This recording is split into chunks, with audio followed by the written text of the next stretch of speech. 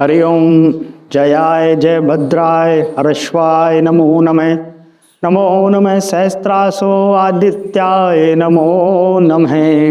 ओम आदित्याय नमो नमः। प्रिय मित्रों नमस्कार, मैं शास्त्री भवानी शंकर शर्मा हमारे YouTube चैनल में आप सभी का हार्दिक अभिनंदन करता हूँ। आज के जिस विषय को लेकर हम आपके सामने प्रस्तुत हुए हैं वह विषय है कि इस वर्ष दीपावली का उत्सव 20 अक्टूबर को मनाया जाए या 21 अक्टूबर को मनाया जाए। और इस भ्रम को दूर करने के लिए ही हम आज का वीडियो आपको प्रस्तुत कर रहे हैं। और इसमें हम जो भी विषय आपको बताएंगे वो एक अनूठा विषय होगा।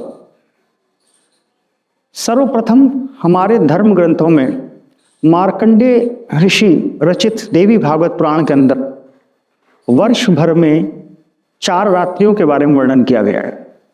देवी के प्रबोधन सूत्र के अंदर एक श्लोक है जिसको मैं आपको सुनाता हूं। काल रात्रिश्च महारात्रिश्च महोरात्रिश्च दारुणा। हमारे धर्म ग्रंथों में 4 रात्रियों के बारे में वर्णन किया गया है और उन 4 रात्रियों के बारे में आपको जानना अत्यंत विशेष आवश्यक है। उन 4 रात्रियों में प्रथम रात्रि है काल रात्रि, दूसरी है महारात्रि, तीसरी है महोरात्रि और चौथी है दारुण रात्रि। पहली रात्रि को बोलते हैं कृष्ण जन्माष्टमी और दूसरी को बोलते हैं महारात्रि, दीपोत्सव, दीपावली का जिस दिन मनाया जाता है त्यौहार, महानिशित रात्रि। तीसरी रात्रि है महोरात्रि और चौथी है दारुण। इनका संबंध शिवरात्रि और होलिका से है। अब सबसे मुख्य बात यह है कि इन 4 रात्रियों का संबंध रात्रि काल से है, दिन काल से नहीं है। यह विषय मैं आपको पहले ही समझा देता हूं। भारतीय ज्योतिष गणना का मुख्य आधार सूर्य सिद्धांत नामक ग्रंथ है। और सूर्य सिद्धांत नामक ग्रंथ जो है यह है तिथियों की गणना, ज्योतिष की खगोलीय घटनाएं, ग्रह नक्षत्रों का संचरण और संक्रांति के बारे में निर्धारण करता है।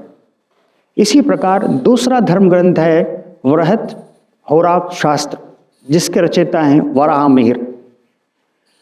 और तीसरा ग्रंथ जो है वह है निर्णय सिंधु जिसके रचयिता हैं आचार्य कमलाकर भट्ट। और चौथा धर्म ग्रंथ है धर्म सिंधु जिसकी टीकाकार हैं सदाशिव शास्त्री। इन 4 धर्म ग्रंथों का जो अनुसरण है और इसी के आधार पर ज्योतिष के प्रमुख आधार स्तंभ माने गए हैं।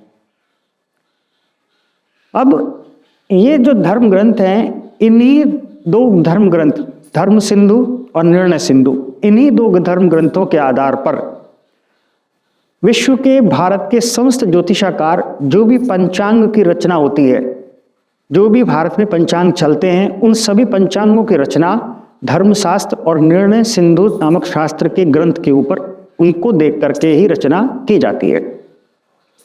अब ये दोनों धर्मशास्त्र जो है दीपावली के संबंध में क्या कथन कहते हैं उस कथन को आप सुनिए।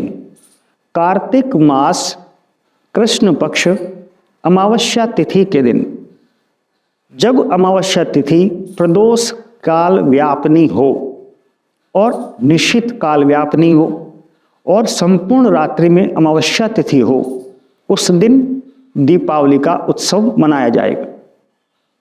ये धर्म ग्रंथ इस संबंध में इस बात की व्याख्या करते हैं।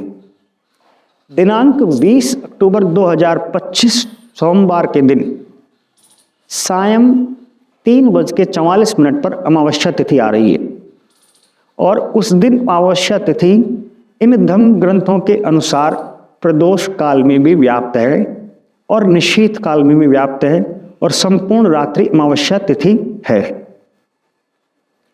अब प्रदोष काल क्या होता है? सूर्य अस्त भारत में अनुमानतः 6 बजे के आसपास होता है। राजस्थान के क्षेत्र में गणना करने पर सूर्य अस्त का समय 5:47 20 तारीख को आ रहा है। 15 मिनट प्लस माइनस की गणना रखते हैं तो प्रदोष काल का समय सूर्य अस्त से पश्चात 2 घटी यानी 48 मिनट का समय प्रदोष काल का समय माना गया है। सूर्यास्त 5:45 पे होता है तो प्रदोष काल 6:30 तक है, और सूर्यास्त 6 बजे होता है तो प्रदोष काल 6:48 तक। निशीत काल मध्य रात्रि का समय है, जो रात्रि 11:30 बजे से 12:30 बजे तक का समय है, और 20 तारीख को संपूर्ण रात्रि अमावस्या तिथि व्याप्त है।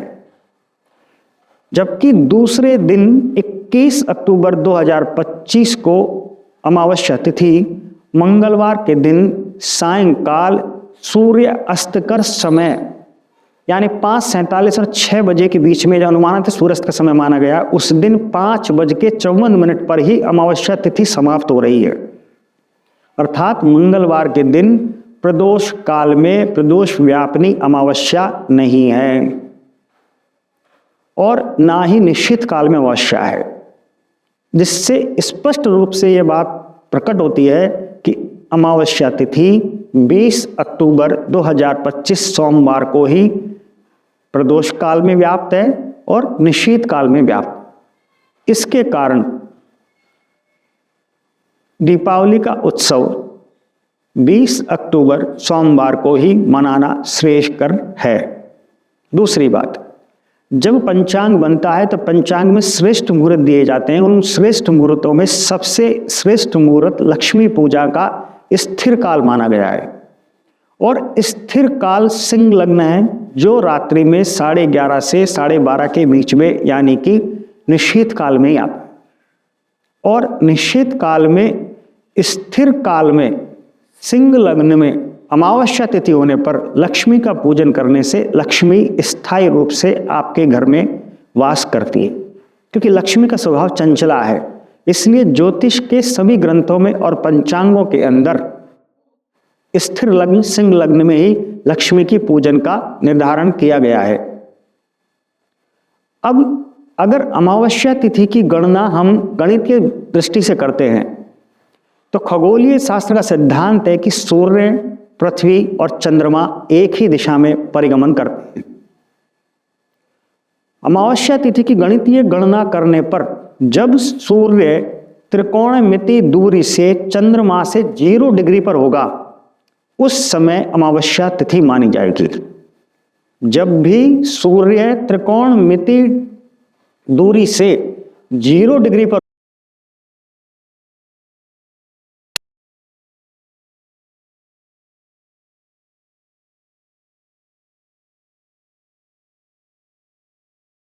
दूरी त्रिकोणीय गति के हिसाब से 0 डिग्री की है, और यह दूरी बढ़ते बढ़ते 12 डिग्री पर पहुंचती है, और अमावस्या तिथि 12 डिग्री पर समाप्त हो जाती है, जिसके अंदर 23 घंटा 47 मिनट का समय लगता है। अर्थात 20 तारीख को 0 डिग्री से अमावस्या शुरू होती है तो वह मंगलवार को सायंकाल में समाप्त हो रही है, और जब अमावस्या ही दूसरे दिन मंगलवार को 5:54 पर समाप्त हो रही है तो दीपावली का उत्सव उस दिन मनाना श्रेष्ठ नहीं है। अर्थात जब भी चंद्रमा सूर्य की दूरी 0 डिग्री की होगी तभी अमावस्या तिथि मानी जाएगी, और अमावस्या तिथि सोमवार को प्रदोष काल में व्याप्त, निशीत काल में व्याप्त और संपूर्ण रात्रि अमावस्या होने के कारण दीपावली का उत्सव 20 तारीख को मनाना ही श्रेष्ठ है। इसलिए सभी लोगों से मेरा निवेदन है कि 20 तारीख के दिन ही दीपावली का उत्सव मनाएं और लक्ष्मी जी के पूजन करें। जिस प्रकार चंद्रमा अमावस्या तिथि को 0 डिग्री का रहता है, उसी प्रकार अमावस्या पूर्णमासी तिथि को 180 डिग्री का रहता है। यह वास्तविक गणितीय गणना है। ज्योतिष कपोलो विज्ञान का खेल नहीं है, ना किसी व्यक्ति का अवधारणा का सिद्धांत है।